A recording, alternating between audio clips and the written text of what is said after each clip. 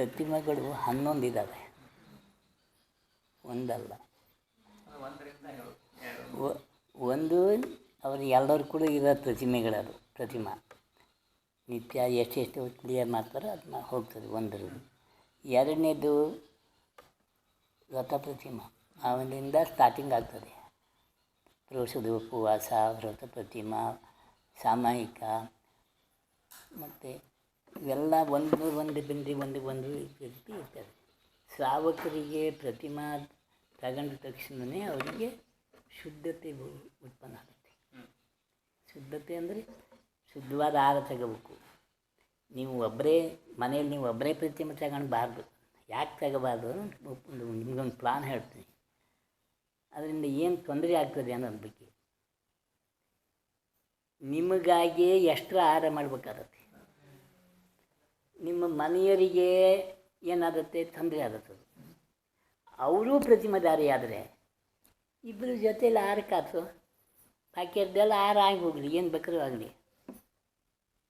ಇದು ಯಾಕೆ ಹೇಳ್ತೀನಿ ಅಂದರೆ, ನಾನು ಪ್ರತಿಮಾ ತಗೊಂಡು ಆಚರಿಸಿ ವಿದ್ಯಾಸಾಗರ ಹತ್ರ ಊರಿಗೆ ಹೋದ್ಮೇಲೆ ನಮಗೆ ಒಂದು ದಿವಸದಲ್ಲಿ ಆಹಾರ ಮಾಡೋಕ್ಕೆ ಸುತ್ತಲೇ ಆಗದೆ ಹೋಯ್ತು, ಗೋಳಾತು, ತಲಸಾತು. ಅವಾಗ ಒಂದು ಹೇಳಿದೆ ನಾನು, ನಿಮ್ಮ ಮನೆಯಲ್ಲಿದ್ದ ಹೆಂಗಸರ ಹತ್ರ ಎಲ್ಲ, ಮನೆಯವರ ಹತ್ರ, ನಮ್ಮ ಶಾಸ್ತ್ರಿಯರ ಹತ್ರ, ಮೊಮ್ಮಕ್ಕಳು ಎಲ್ಲ ಹೇಳಿದೆ, ನೀವು ಒಂದು ಕೆಲಸ ಮಾಡಿ, ನಾನು 9 ಗಂಟೆ 10 ಗಂಟೆ ಮೇಲೆ ಆಹಾರ ತಗೊಂತೀನಿ. ಅಷ್ಟರ ಒಳಗೆ ನಿಮ್ಮ ಶಾಲೆ ಹೋಗೋ ಹುಡುಗನೂ ಕಳಿಸಿ, ನಿಮ್ಮ ಕಟ್ಟಿಗೆ ಕೆಲಸ, ಮನೆ ಕೆಲಸ ಎಲ್ಲ ಪೂರೈಸ್ಕೊಬಿಡಿ. ನಿಮ್ಮದೆಲ್ಲ ಆಹಾರ ಪೂರೈಸ್ಕೊಂಡು ಲಾಸ್ಟ್ ನಮಗೊಂದು ಆಹಾರ ಮಾಡಿ ಕೊಟ್ಬಿಡಿ. ಅದನ್ನೇ ಇಟ್ಕೊಂಡು ಸಂಜೆ ನಾನು ಸ್ವಲ್ಪ ತಗೊಬಿಡ್ತೀನಿ. 2 ಸೈಡ್ ನಾವು ಮಾಡೋದು, ಮತ್ತು ಬೇರೆ ಟೈಮ್ ಇಲ್ಲ. ಹ್ಞೂ ಅಂತ ಅದೇ ರೀತಿ ಮಾಡೋದು. ನಮಗೆ ಫೆಬ್ರವರಿ 20ನೇ ತಾರೀಕು ನಾವು ಪ್ರತಿಮಾ ತಗೊಂಡದ್ದು. ಫೆಬ್ರವರಿ, ಮಾರ್ಚ್, ಏಪ್ರಿಲ್ 10ಕ್ಕೆ ಏನೋ ನಾವು ಆಶ್ರಮ ಓಪನ್ ಮಾಡಿದೆವು. ಅಲ್ಲಿ ತನಕ ನಮಗೆ 2 ತಿಂಗಳು ಕಳೆಯೋದು ಮೊದಲು 2 ವರ್ಷ ಕಳೆದಂಗೆ ಆಗ್ತದೆ. ಏನು ಮಾಡೋದು? ಈಗ ನಮಗಾಗಿ ಎಷ್ಟರ ಮಾಡ್ಬೇಕು ಅವರು ಪ್ರತಿಯೊಂದು, ಹೀಗೆಲ್ಲ ತ್ರಾಸ ಆಗ್ತಾ ಇತ್ತು. 5ನೇ ಪ್ರತಿಮೆವರೆಗೂ ನೀವು 9ನೇ ಪ್ರತಿಮೆವರೆಗೂ ನೀವು ಮನೇಲೇ ಇರ್ಬೋದು, ಸಂಸಾರನೂ ನಡೆಸ್ಬೋದು. 7ನೇ ಪ್ರತಿಮೆವರೆಗೂ ನೀವು ಆರಂಭ ಕೆಲಸನೂ ಮಾಡ್ಬೋದು, ನಿಮ್ಮ ಮನೆ ಕೆಲಸನೂ ಮಾಡ್ಬೋದು. ಯಾಕೆ ಅಂದರೆ ಮುನಿಗಳಿಗೆ ಆಗಲ್ಲ ಅದು. ಪ್ರತಿಮಾ ತಗೊಂಡ ಮೇಲೆ ಅವರು ಶುದ್ಧವಾದ ಆಹಾರ ಮತ್ತೊಂದು ಎಲ್ಲ ಮಾಡ್ತಾ ಇರಬೇಕು. ಅವಾಗ ಏನಾಗುತ್ತೆ, 6ನೇ ಪ್ರತಿಮೆದಾರಿ ಅಂದರೆ ಅವ ಸ್ವಲ್ಪ ಶುದ್ಧವಾಗಿ ಇರ್ತಾನೆ.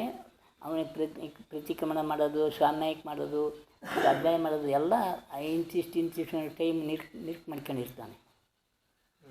ಅಷ್ಟೇ ಟೈಮಿಗೆ ಮಾಡ್ತಾನೆ. ಆಮೇಲೆ ಏನಾಗುತ್ತೆ, 6ನೇ ಪ್ರತಿಮೆ ದಾಟಿದ ಮೇಲೆ 7ನೇ ಪ್ರತಿಮೆಗೆ ನೀವು ಬ್ರಹ್ಮಚಾರಿ ವ್ರತ ಆಗಬೇಕು. ನಿಮ್ಮ ಮನೆಯಲ್ಲೇ ಇದ್ರೂ ನೀವು ಯಾರ ಸಂಪರ್ಕದಲ್ಲಿ ಮಡದಿ ಇದ್ದರೆ ಬೇರೆ ಬೇರೆಯಲ್ಲೇ ದೂರದಲ್ಲಿ ನೀವು ವ್ಯವಹಾರ. ನೀವು ಓಡಾಡೋಕ್ಕೆ ಮಾಡೋಕ್ಕೆ ಆಹಾರ ಕೊಡೋಕ್ಕೆ ಅದಕ್ಕೇನು ದೋಷ ಇಲ್ಲ. ನೀವು ಮಲಗೋದು, ಏಳೋದು, ಕುಂಡ್ರೋದು ಮಾತ್ರ ಅಲಗಲಾಗಿ ವ್ಯವಹಾರ ಮಾಡ್ತೀವಿ. 7ನೇ ಪ್ರತಿಮೆ. 8ನೇ ಪ್ರತಿಮೆದಾರಿ ಅಂದರೆ ಆರಂಭ ತ್ಯಾಗ. ಆರಂಭ ಅಂದರೆ ಏನು? ಕೆಲಸ ಮಾಡೋದು, ವ್ಯವಹಾರ ನೋಡೋದು, ಮನೆ ಇದೆಲ್ಲ ವ್ಯವಸ್ಥೆ ನೋಡ್ಬೇಕಲ್ಲ, ಅದಕ್ಕೆ ತ್ಯಾಗ ಮಾಡಬೇಕು. ಯಾಕಾಗಿ ಅಂದರೆ ನಾವು ಅಲ್ಲಿಗಿನ್ನ ಕೆಲಸ ಪಾಪ ಬಿಟ್ಬಿಡ್ತೀವಿ ನಮ್ಮ 8ನೇ ಪ್ರತಿಮೆ. ಆವಾಗ ಅದನ್ನು ಬಿಟ್ಟು ನಾವು ಸ್ವತಃ ಏನು ನಮ್ಗೆ ಎಷ್ಟು ಬೇಕೋ ಅಷ್ಟು ಇಟ್ಕೊಳ್ಳೋದು, ಊಟ ಮಾಡೋದು, ಸುಮ್ಮನೆ ಅವ್ರು ಹೇಳಿದಷ್ಟು ಕೇಳ್ಕೊಳ್ಳೋದು, ಊಟ ಮಾಡ್ಕೊಳ್ಳೋದು, ಇಷ್ಟು ಮತ್ತೇನೂ ಇಲ್ಲ. ನಿತ್ಯ ಕ್ರಿಯೆ ಮಾತ್ರ ಮಾಡಲೇಬೇಕು. ಎದ್ದ ತಕ್ಷಣ ಸಾಮಯಿಕ ಪಾಠ, ಪ್ರತಿಕ್ರಮಣ, ನಿಮಗೆ ಮತ್ತೇನಾದರೂ ಎಷ್ಟು ಹೆಚ್ಚಿಗೆ ಏನಾದರೂ ಮಾಡೋದಿದ್ದರೆ ಸ್ವಯಂಭೂ ಸ್ತೋತ್ರ, ಭಾವನೆ ಇವೆಲ್ಲ ನೀವು ಇಷ್ಟೇ ಬಂದಷ್ಟು ನೀವು ಮಾಡ್ಕೋಬೋದು. ಆಮೇಲೆ ಅಲ್ಲಿಂದ ಏನು ಮಾಡಬೇಕು ಅಂದರೆ 8ನೇ ಪ್ರತಿಮೆ ಕಳೆದ ಮೇಲೆ, ಆರಂಭ ತ್ಯಾಗ ಕಳೆದ ಮೇಲೆ ಒಂಬತ್ತನೇ ಪ್ರತಿಮೆ ಅಂದರೆ ಪರಿಗ್ರಹ ತ್ಯಾಗ. ಪರಿಗ್ರಹ ತ್ಯಾಗ ಅಂದರೆ ಏನು? ನಿಮ್ಮ ಸ್ವತ್ತನ್ನೆಲ್ಲ ಬಿಡೋದು. ಆಸ್ತಿ, ಮನೆ, ಸಂಸಾರ, ದುಡ್ಡು, ವ್ಯವಹಾರ, ಪ್ರತಿಯೊಂದೆಲ್ಲ ಬಿಡೋದು. ನಿಮಗೆ ಎಷ್ಟು ಬೇಕಾ ನಿಮ್ಮ ಊಟಕ್ಕೆ ಬಟ್ಟೆಗೆ ಇಷ್ಟೇ ಇಟ್ಕೊಳ್ಳೋದು, ಬಾಕಿದೆಲ್ಲ ಬಿಟ್ಬಿಡೋದು. ಅದು ಯಾರಿಗೆ ಕೊಡಬೇಕು? ಅದು ಮುಖ್ಯಸ್ಥ. ನಿಮ್ಮ ಯಾರಾದರೂ ನಿಮ್ಮ ಮಕ್ಕಳಿದ್ದರೆ, ಅಲ್ಲ ದತ್ತು ಪುತ್ರರಿದ್ದರೆ ಅವ್ರಿಗೆ ಕೊಟ್ಟು ಇದನ್ನು ನಡೆಸಿರಪ್ಪ, ನೀವು ಮುಂದೆ ನನ್ನ ಜೀವನವನ್ನು ನೀವು ನಡೆಸಿ ಅಂತೇಳಿ ಅವರಿಗೆ ಎಲ್ಲ ವಹಿಸ್ಕೊಡ್ಬೇಕು. 9ನೇ ಪ್ರತಿಮೆ ಅಂದರೆ ಪರಿಗ್ರಹ ತ್ಯಾಗ. 10ನೇ ಪ್ರತಿಮೆ ಅಂದರೆ ಏನು? ಅನುಮತಿ ತ್ಯಾಗ. ಈಗ ನಿಮ್ಮ ಮಗನೇ ಬಂದು ನಾನು ಇಂಥ ಕೆಲಸ ಮಾಡ್ತೇನೆ, ಅದು ಮಾಡಬೇಕು, ಇದು ಮಾಡಬೇಕು, ಇದಕ್ಕೆ ಇದು ಹೆಂಗೆ ದಾರಿ ಹೇಳು ಅಂದರೆ, ಅದು ಏನೋ ನಮ್ಗೆ ಗೊತ್ತಿಲ್ಲ ಮರಾಯ, ನೀ ಹೆಂಗೆ ಬೇಕಾದ್ರೂ ಮಾಡ್ಕೊಬೋದು, ಇಷ್ಟೇ. ಅನುಮತಿನೇ ಕೊಡೋದಿಲ್ಲ ಯಾವುದಕ್ಕೂ. ಇದು ಕೆಲಸ ಆ ಕೆಲಸ ಇದು ಮಾಡುವಂಥ. ಆವಾಗ ಅನುಮತಿ ತ್ಯಾಗ 10ನೇ ಪ್ರತಿಮೆ. 11ನೇ ಪ್ರತಿಮೆ ಅಂದರೆ ಐಲಕರು ಕ್ಷುಲ್ಲಕರು ಆದರು. ಅಲ್ಲಿ ಗ್ರಹ ತ್ಯಾಗ, ಮನೆ ತ್ಯಾಗ ಮಾಡಬೇಕು. ಅಲ್ಲಿವರೆಗೂ 10ನೇ ಪ್ರತಿಮೆವರೆಗೂ ನೀವು ಮನೆಯಲ್ಲಿದ್ದು ನಿಮ್ಮ ವ್ಯವಹಾರ, ಸಂಸಾರ ಎಲ್ಲ ನೋಡ್ಬೋದು, ಮಡ್ಕೋಬೋದು, ಇರ್ಬೋದು. ಹೀಗಾಗಿ ಈ ರೀತಿ ಪ್ರತಿಮೆಗಳಿರ್ತವೆ. ಈ ಪ್ರತಿಮೆಗಳನ್ನು ಯಾಕಾಗಿ ಮಾಡಬೇಕು ಅಂದರೆ ನಮ್ಮ ಮನಸ್ಸು ಶುದ್ಧಿ ಆಗೋಕ್ಕೆ, ಮತ್ತೇನು ಬೇರೆ ಏನು ವಿಶೇಷನಲ್ಲ. ನಮ್ಮಲ್ಲಿ ಚಂಚಲ ಮನಸ್ಸು. ಈಗ ಮಂಗ ಏನು ಮಾಡಿರುತ್ತೆ, ಈ ಮರಕ್ಕೆ ಆ ಮರಕ್ಕೆ ಹಾಕುತ್ತಲ್ಲ, ಅದೇ ರೀತಿ ನಮ್ಮ ಮನಸ್ಸೆಲ್ಲ ಚಂಚಲ ಆಗಿರ್ತದೆ. ಅಲ್ಲಿ ಹೋಗ್ಬೇಕು, ಇಲ್ಲಿ ಬರಬೇಕು, ಅದನ್ನು ತರಬೇಕು, ಇಲ್ಲಿ ಕೊಡಬೇಕು, ಇದನ್ನು ದುಡಿಬೇಕು, ಇದರಲ್ಲೇ ನಮ್ಮ ತಡೆ ವರ್ಕ್ ಆಗ್ತಾ ಇರುತ್ತೆ. ಈ ಪ್ರತಿಮಾದಾಗರಿ ಏನಾಗ್ತಾನೆ ಅಂದರೆ ಅವನಿಗೆ ಅದೆಲ್ಲ ಮರಿಸ ನಾವು ಸಂಸಾರದ ವ್ಯವಹಾರದ ಮತ್ತೊಂದು ಮುಗಿದೊಂದು ಎಲ್ಲ ಬಿಟ್ಬಿಡ್ತಾನೆ. ಆವಾಗ ತನ್ನಷ್ಟಕ್ಕೆ ತನ್ನ ಜೀವನವನ್ನು ಎಲ್ಲ ಸಿಕ್ಕುತ್ತೋ ಅಲ್ಲಿ ಯಾರು ಶುದ್ಧವಾದ ಆಹಾರ ಕೊಟ್ಟರೆ ಮಾತ್ರನೇ ಇಲ್ಲ. ಈ ಥರದಲ್ಲಿ ಇರ್ತಾನೆ. ಕ್ಷುಲ್ಲಕ ಇಲ್ಲಕರು ಅಂದ್ಮೇನು? ಅವರಿಗೆ ಮುನಿಗಳಿದ್ದಂಗೆ ಇರ್ತಾರೆ. ಅವರಿಗೆ ಗುರುಗಳು ಅಂತ ಹೇಳಕ್ಕೆ ಬರಲ್ಲ, ಅವ್ರಿಗೆ ಪೂಜಿಕರು ಯಾರಲ್ಲ. ಕ್ಷುಲ್ಲಕರು ಮತ್ತು ಐಲಕರು ಅವ್ರು ಯಾರು? ಉತ್ಕೃಷ್ಟ ಶ್ರಾವಕರು. ಶ್ರಾವಕರಲ್ಲಿ ಉತ್ಕೃಷ್ಟ ಅವರು. ಕ್ಷುಲ್ಲಕ ಕ್ಷುಲ್ಲಿಕೆಯರು ಶ್ರಾವಕರಲ್ಲಿ ಉತ್ಕೃಷ್ಟ ಇರ್ತಾರೆ.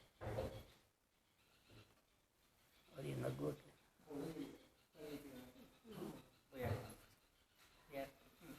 ಹಾಗಾಗಿ ಅದನ್ನು ಅವ್ರು ಪಾಲನೆ ಮಾಡ್ತಾರೆ. ಅಲ್ಲಿ ಆವಾಗ ಎಷ್ಟಿರುತ್ತೆ ಅವ್ರಿಗೆ ಕೂಡ, ಕ್ಷುಲ್ಲಕರು ಕೂಡ 2 ಮಡ ನಮ್ಮ 3 ಮಡ ದುಪ್ಪಟ್ಟ, 1 ಲಂಗೋಟಿ, ಇಷ್ಟೇ ಇರುತ್ತೆ. ಮತ್ತು ಬೇರೆ ಏನಿರಲ್ಲ ಕ್ಷುಲ್ಲಕರು. ಐಲಕರಿಗೇನು ಅದು ಇಲ್ಲ, ಬರೀ ಲಂಗೋಟಿ ಒಂದು. ಹಾಗಾಗಿ ಅದನ್ನು ಪರಿಪಾಲನೆ ಮಾಡಿದ್ಮೇಲೆ ನೀವು ಸಂಘದಲ್ಲಿ ಇರ್ತದಾಗ, ಮನೇಲಿರಲ್ಲ, ಯಾವುದು ಆಚಾರ್ಯ ಸಂಘದಲ್ಲಿ ಯಾರು ಮಹಾರಾಜರ ಜೊತೆಗೆ ಇರ್ತೀನಿ.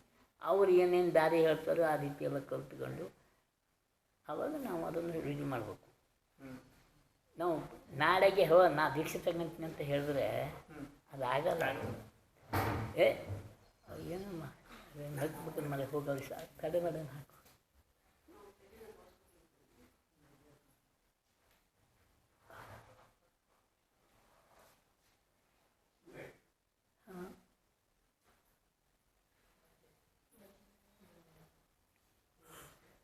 ಯಾಕಾಗಿ ಹೇಳ್ತೀನಿ ಅಂದರೆ, ನೀವು 2 ಪ್ರತಿಮಾಧಾರಿ ಆಗ್ಬೇಕು. ಪ್ರತಿಮಾಧಾರಿಯಾಗಿ ನಮ್ಮ ಭಿಕ್ಷೆ ತಗೋಬೇಕು ಅನ್ನೋ ಭಾವನೆ ಇದ್ದರೆ, ಮಹಾರಾಜರ ಜೊತೆಯಲ್ಲೂ ಸ್ವಲ್ಪ ದಿವಸ, ಮನೆಯಲ್ಲಿ ಸ್ವಲ್ಪ ದಿವಸ, ಮಹಾರಾಜ ಅದರಲ್ಲಿ ನೀವು ಕಾಲ ಕಳಿಬೇಕು. ಇಲ್ಲದೆ ಇದ್ದರೆ ಮುಂದೆ ಅದು ಅವ್ರು ಏನು ಮಾಡ್ತಾರೆ, ಯಾವ ಟೈಮ್ ಏನು ಮಾಡ್ತಾರೆ, ಏನು ಸಾಮಾಯಿಕ ಮಾಡ್ತಾರೆ, ಯಾವ ಪ್ರತಿಕ್ರಮಣ ಮಾಡ್ತಾರೆ, ಏನು ಯಾವ ರೀತಿ ಶುದ್ಧವಾದ ಆಹಾರ ತಗೊಂತಾರೆ, ಅದೆಲ್ಲ ನೀವು ಕಲಿಬೇಕಲ್ಲ. ಹೇಳೋದು ಎಷ್ಟೊತ್ತಿಗೆ ಹೇಳ್ತಾರೆ, ಏನು ಮಾಡ್ತಾರೆ ಅಂತ ಕಲಿಯೋದು ಯಾವಾಗ? ಇಲ್ಲ ನಂಗೆ ನಾನು ಇವತ್ತು ದೀಕ್ಷೆ ತಗೊಂತೀನಿ ಅಂತ ಹೇಳಿ ನೀವು ಬಟ್ಟೆ ಕಟ್ತೀವಿ ಅಂದರೆ ಮಹಾರಾಜರಾದ್ರೆ ಅಂದರೆ ಅದು ಒಂದೂ ನಡ್ಸೋಕ್ಕಾಗಲ್ಲ. ಫೇಲ್ ಆಗ್ಬಿಡ್ತೀವಿ ನಾವು. ಅದಕ್ಕಾಗಿ ನಾನು ಅದೇ ರೀತಿ ಮಾಡಿದೆ. 2008 ಪಾದಯಾತ್ರೆಗೆ ಹೋದೆ. ಹುಬ್ಬಳ್ಳಿಯಿಂದ ಶಿಖರ್ಜಿ ಪಾದಯಾತ್ರೆ ನಡ್ಕೊಂಡು ಹೋದ್ದು. ಒಂದು ತಿಂಗಳು 28 ದಿನಕ್ಕೆ ಹೋಗಿ ಶಿಖರ್ಜಿ ಮುಟ್ಟಿದ್ದೀವಿ ನಾವು ನಡ್ಕೊಂಡು. 100 ಜನ ಇದ್ದೆವು. ಒಂದು ಕಂಪೌಂಡ್ ಮಾಡ್ಕೊಂಡು ಎಲ್ಲ ಒಟ್ಟಾಗಿ ಹೋದೆವು. ವಾಪಸ್ಸು ಗಾಡಿ ಮೇಲೆ ಬಂದೆವು. ಅಲ್ಲಿ ಶಿಖರ್ಜಿ ಎಲ್ಲ ಒಂದು 3 ದರ್ಶನ ಮಾಡ್ಕೊಂಡು ಪಾವಾಪುರಿ, ಚಂಪಾಪುರಿ, ರಾಜಗೃಹ ಇಷ್ಟಕ್ಕೆ ಹೋಗಿ ಸೀದಾ ಕಲ್ಕತ್ತಾ ಬಂದು ಗಾಡಿ ಮೇಲೆ ಬಂದುಬಿಟ್ಟೆವು. ಅಲ್ಲೆಲ್ಲ ಗಾಡಿ ಮಾಡ್ಕೊಂಡೆವು. ಮತ್ತು ಈ ಕಡೆ ಬಂದುಬಿಟ್ಟೆವು. ಅದು ಏನು ನಮಗೇನಾಯ್ತು, ನಮಗೆ ಅನುಭವ ಗೊತ್ತಿರಲಿಲ್ಲ. ಫಸ್ಟು ಶಿಖರ್ಜಿ ಹೋದ್ದು ಏನು ಗೊತ್ತಿರಲಿಲ್ಲ ಅಂದರೆ ಇದು ಹ್ಯಾಂಗೆ ಕರ್ಕೊಂಡು ಹೋಗ್ತಾರೆ, ಏನು ಮಾಡ್ತಾರೆ ಅಂತ ಗೊತ್ತಿಲ್ಲ. ಅವರು ಒಂದು ಸಂಘ ಮಾಡ್ಕೊಂಡಿದ್ದಾರೆ. ಒಬ್ಬ ಸೇಟ್ ಏನು ಮಾಡಿಯಾನೆ, ಅದಕ್ಕೆಲ್ಲ ವ್ಯವಸ್ಥೆ ಕೊಡ್ತೀನಿ ಅಂದ್ಬಿಟ್ಟಿಯಾನೆ. ಕೂಡ ನಾವು ಸಂಘದಿಂದ ಎಲ್ಲ ಕರ್ಕೊಂಡು ಹೋಗ್ತೀನಿ ಅಂತ. ಹಾಂ, ಅದನ್ನ ಸರಿ ಅಂದೆವು.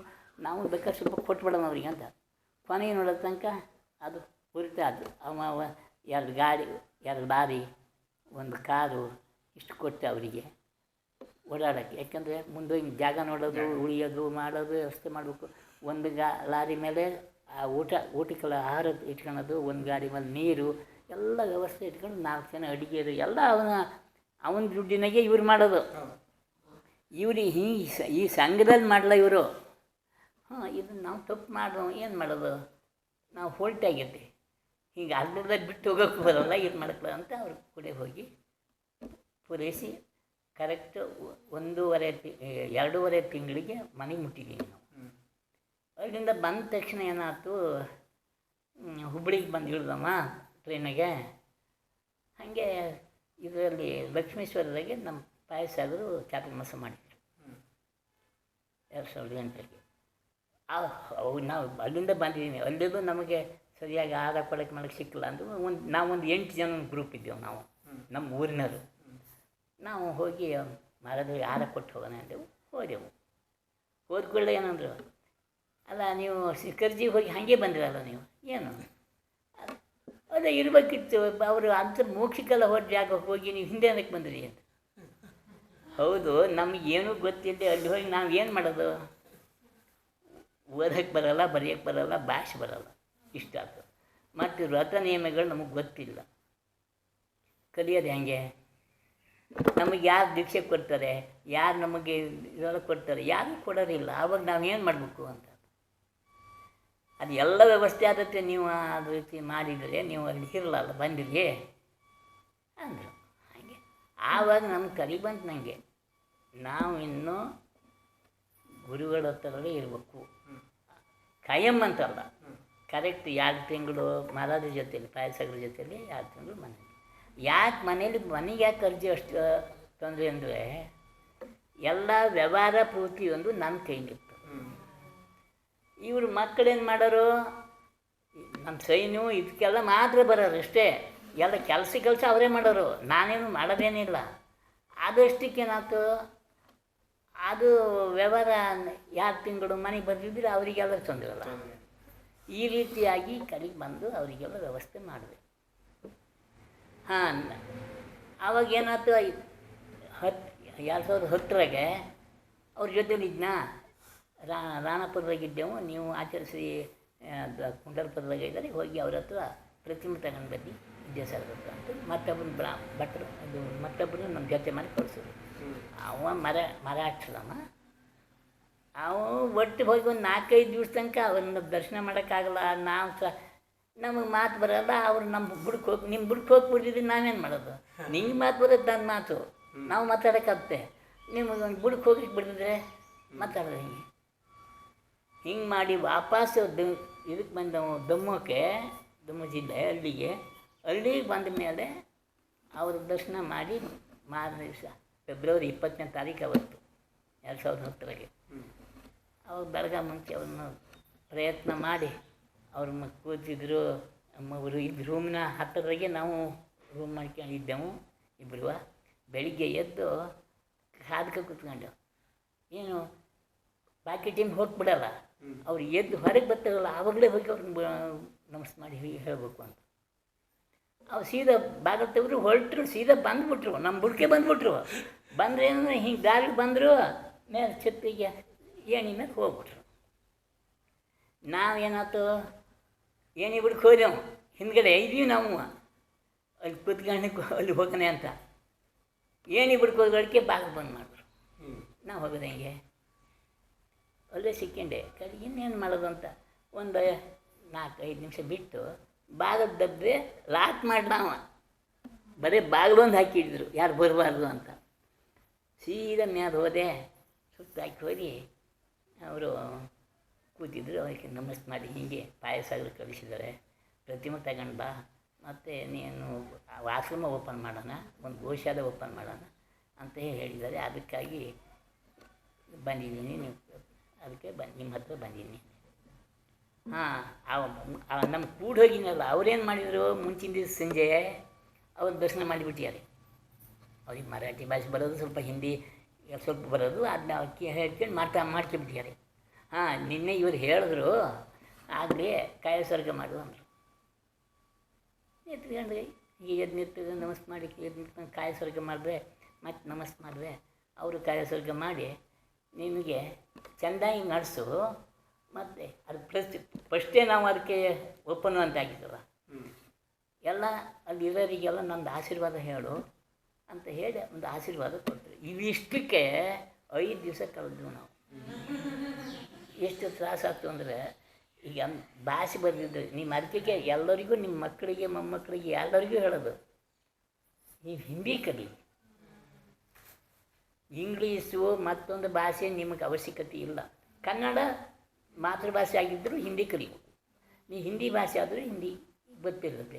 ಈ ರೀತಿ ನೀವು ಮಾಡ್ಕೋಬೇಕು. ಯಾಕಂದರೆ ಹಿಂದಿಯಿಂದ ಇಡೀ ನಮ್ಮ ವಿಶ್ವನೇ ತಿರುಗ್ಬೋದು, ನಾವು ಎಲ್ಲ ದೇಶಕ್ಕೂ ಹೋಗ್ಬೋದು.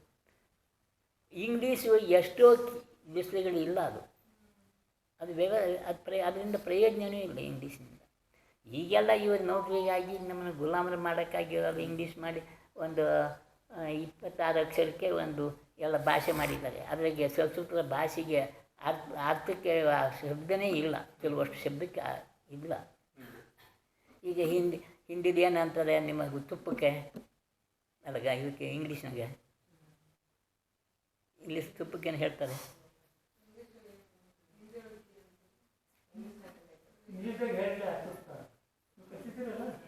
ಇಂಗ್ಲೀಷ್ನಾಗೂ ಗೀ ಅಂತಾರೆ ಇವ್ರು ಬಿಟ್ರು. ಇಂಗ್ಲೀಷ್ನಾಗ ಗೀ ಅನ್ನೋದಲ್ಲ, ಹಿಂದಿ ಒಳಗೆ ಗೀ ಹೇಳ್ತಾರೆ.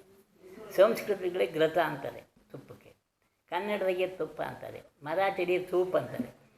ಇವರಿಗೆಲ್ಲ ಭಾಷೆಯಲ್ಲಿ ಐತೆ, ಇಂಗ್ಲೀಷ್ನಾಗ ಆ ಶಬ್ದಕ್ಕೆ ಅರ್ಥನೇ ಇಲ್ಲ. ಆವಾಗ ನೀವು ಹೆಂಗೆ ಅದು ಮಾಡ್ತೀರಿ? ಹಾಗಾಗಿ ನೋಡಿ, ಅದನ್ನು ನಾವು ಕಲಿಬೇಕು ಅಂತಿದ್ರೆ ಹಿಂದಿ ಕಲಿಬೇಕು. ನಮ್ಮ ದೇಶನೂ ನಾವು ಓಡಾಡ್ಬೋದು, ಮತ್ತು ಎಲ್ಲಿ ಬೇಕಾದ್ರೂ ಹೋಗ್ಬೋದು, ಯಾರ ಕೂಡ ಮಾತು ಎಲ್ಲ ವ್ಯವಸ್ಥೆ ಮಾಡ್ಕೊಬರ್ಬೋದು ನಾವು ಹಿಂದಿಯಿಂದ. ಆಚಾರ್ಯ ಶ್ರೀ ವಿದ್ಯಾಸಾಗರ ಹತ್ರ ಈಗ ಇದ್ರಾಗೆ ಏನಂತ ಹೇಳ್ತಾರೆ ಇದಕ್ಕೆ, ನಮ್ಮ ತುಪ್ಪಕ್ಕೆ ಅಂತ ಅವ್ರಿಗೂ ಪ್ರಶ್ನೆ ಕೇಳಿದ್ದಾರೆ ಜನ. ಅವರಿಗೇನು ಹೇಳ್ಕೊಡ್ಬೇಕಾ, ದೇವರಿಗೆ ಗೊತ್ತು. ಅವ್ರಿಗೆ ಅಷ್ಟು ಜ್ಞಾನ ಐತೆ ಅಂತ ಹೇಳ್ಕೊಡ್ಬೇಕು. ಏನಂದ್ರೆ ಮಿಲ್ಕ್ ಆಯಿಲ್ ಅಂದರು. ಮಿಲ್ಕ್ ಅಂದ್ರೇನು? ಹಾಲು. ಆಯಿಲ್ ಅಂದರೆ ಅದನ್ನೇ ಬಂದು ಆವಾಗ ಈ ರೀತಿ ಬರುತ್ತೆ. ಸ್ವಲ್ಪ ಕೆಲವಷ್ಟು ನಾವು ತಿಳ್ಕೊಳ್ಳೋದಿರುತ್ತೆ, ನಮಗೂ ತ್ರಾಸಾದತ್ತದು, ನಮ್ಗೆ ಅರ್ಥ ಆಗಲ್ಲವುದು. ಈಗ ಸಂಸ್ಕೃತ ಇವೆಲ್ಲ ಭಾಳ ಈಗ ನಮ್ಮ ಸಂಸ್ಕೃತ ಶಬ್ದಗಳು ಕೆಲವು ಒಂದೊಂದು ಅರ್ಥ ಬಿಟ್ಟರೆ ಎಲ್ಲವೂ ನಮಗೆ ಗೊತ್ತಿಲ್ಲ, ಸಂಸ್ಕೃತಿ ಗೊತ್ತಿಲ್ಲ. ಸಂಸ್ಕೃತ ಕಲ್ತರೆ ಆಗಬೇಕು. ಕನ್ನಡ ಬಂದು ಬಿಟ್ಟು ಬಾಕಿದೆಲ್ಲ ಏನು ಶಬ್ದ ಚೂರಿಗೂ ಅರ್ಥ ಆಗ್ತದೆ ಬಿಟ್ಟರೆ ಏನು ನಮಗೇನು ಗೊತ್ತಿಲ್ಲ. ಅದು ನಾವು ಹುಟ್ಟಲಾಗ ಶಾಲೆನೇ ಸ್ಕೂಲೇ ಇರಲಿ, ನಾವು ಹೆಂಗೆ ಕಲಿಯೋದು ಯಾರಲ್ಲ. ನಮ್ಮ ಮೇಷ್ಟ್ರು ಎಷ್ಟು ಡಿಗ್ರಿ ಓದಿದ್ರು ಗೊತ್ತಾನು? ಎರಡನೇ ಕ್ಲಾಸ್ನವ್ರು ಅವರು.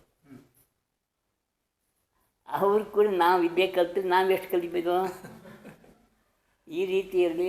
ಆವಾಗ ನಾವು ಹುಟ್ಟಿದಾಗ ಸ್ಕೂಲೇ ಇರಲ್ಲ ನಮ್ಮ ಮಲೆನಾಡಾಗ. ನಾವು ಸ್ಕೂಲ್ ಬಿಟ್ಟು ಒಂದು ವರ್ಷಕ್ಕೆ ಗೌರ್ಮೆಂಟ್ನಿಂದ ಒಂದು ಸ್ಕೂಲ್ ಕೊಟ್ಟರು, ಒಂದೊಂದು ಗ್ರಾಮಕ್ಕೆ ಒಂದೊಂದು ಅಂತ. ಆವಾಗ ಎಲ್ಲ ಸ್ವಲ್ಪ ಸ್ವಲ್ಪ ಓಡಾಟ ಮಾತಾಡೋದು ಇವಾಗ ಗೊತ್ತಾಗ್ತದೆ ಅಷ್ಟೇ, ಬಿಟ್ಟರೆ ಅದು ಕನ್ನಡ ಒಂದೇ, ಬಾಕಿಯದಿಲ್ಲ ಅಲ್ಲಿ. ಈಗೆಲ್ಲ ಮಾರಿ ಇಲ್ಲಿಂದ ಬಸ್ತಿ ಬಿಡೋದು ಒಂದು ಸ್ಕೂಲು, ಅಲ್ಲೊಂದು ಸ್ಕೂಲು, ಊರು ತುಂಬ ಸ್ಕೂಲೇ ಈಗ. ಅವ್ರು ಏನು ಕಲಿತಾರೋ ಬಿಡ್ತಾರೋ ಕಲಿಸ್ತಾರೋ ನಮಗೆ ಗೊತ್ತಿಲ್ಲ. ಹೀಗಾಗಿ ಭಾಳ ಕಷ್ಟ ಆಗುತ್ತೆ. ಪ್ರತಿಯೊಂದು ಅಷ್ಟೇ, ನಾವು ಕಲಿಬೇಕು ಅಂತಿದ್ರೆ ನಾವು ಸ್ವಂತ ಪ್ರಯತ್ನ ಪಡ್ಬೇಕು, ಮತ್ತು ಬೇರೆಯವರಿಂದ ಆಗಲ್ಲ ಅದು. ನೀವು ನೋಡಿ ಏನಾದರೂ ಪ್ರಯತ್ನ ಮಾಡಿ ಪ್ರತಿಮದಾರಿ ಆಗೋದಾದ್ರೆ ಆಗ್ಬೋದು, ಆದರೆ ಒಬ್ಬರು ಆಗಬೇಡಿ. ಒಬ್ಬರು ಆದರೆ ಅವ್ರಿಗೆ ತ್ರಾಸು, ನಿಮಗೂ ತ್ರಾಸು. ನಿಮಗೆ ಅವ್ರ ಟೈಮ್ ಕಾಯಬೇಕು, ಅವ್ರ ಟೈಮ್ ಕಾದು ನಿಮಗೆ ಆರು ಕೊಡ್ಬೇಕು, ಈ ಥರ ಬರೋದ್ರಿ. ಹಾಗಾಗಿ